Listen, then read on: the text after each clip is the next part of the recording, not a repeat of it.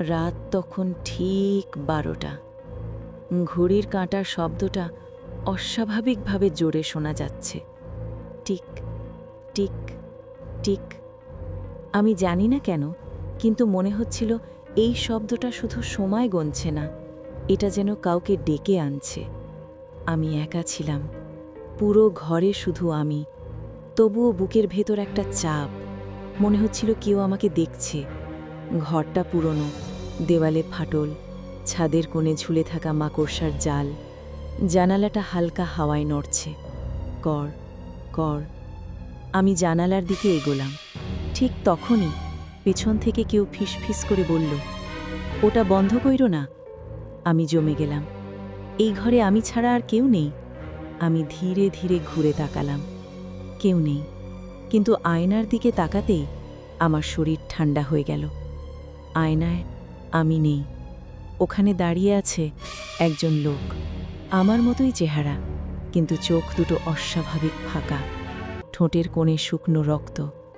সে আয়নার ভেতর থেকে হাত তুলল। হঠাৎ করে ঘরের বাতি নিভে গেল। পুরো অন্ধকার, শুধু শোনা যাচ্ছে শ্বাসের শব্দ।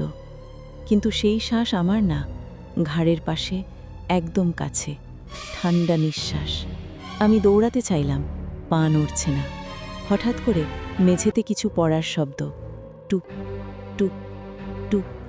আলো জ্বলতেই দেখি মেঝেতে রক্ত, তাজা রক্ত, আর সেই রক্তের ভেতর দিয়ে নখের দাগ, যেন কেউ হামাগুড়ি দিয়ে এসেছে।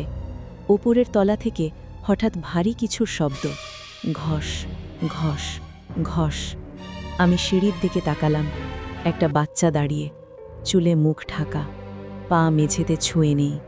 সে হেসে বলল, চাচা, তুমি কি আমার মাকে দেখছ?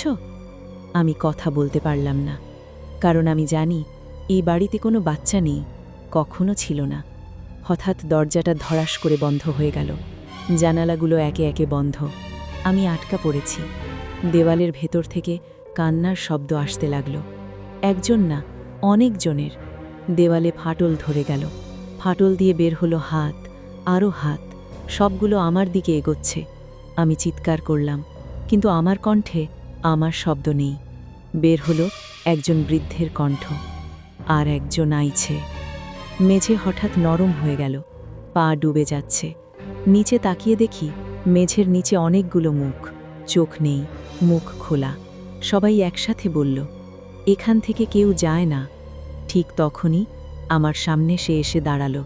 একজন মহিলা, চুল ভেজা, গলায় দাগ, চোখ থেকে রক্ত ঝরছে। সে ফিসফিস করে বলল, তুমি অনেক দেরি করছো। আমি চোখ বন্ধ করলাম। সব চুপ, নিঃশব্দ। আমি চোখ খুললাম। আমি আমার নিজের ঘরে, বিছানায় শুয়ে আছি, ঘাম ভেজা শরীর। স্বপ্ন? আমি উঠে বসলাম, হালকা স্বস্তি পেলাম। ঠিক তখনই আয়নায় চোখ পড়ল। আয়নায় আমি নেই। পেছনে দাঁড়িয়ে আছে একজন লোক। সে বলল, এখন শুরু। ঘরের আলো জ্বলে নিভতে লাগল। প্রতিবার আলো জ্বলে সে একটু একটু করে কাছে আসছে।